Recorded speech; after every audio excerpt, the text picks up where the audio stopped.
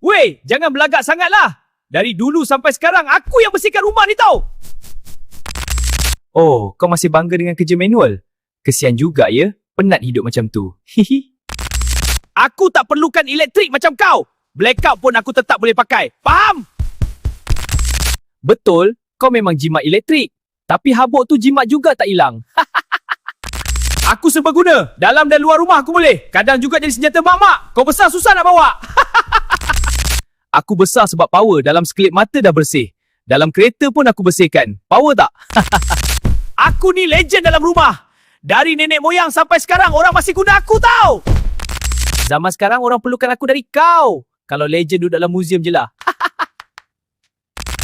Kau tiada kenangan. Weh penonton, kalau korang masih ingat dikejar sapu oleh mak korang, komen sapu. Bukan semua orang pernah rasa kenangan tu. Kan penonton? Yang rasa senang guna vacuum. Like, komen dan subscribe, okey?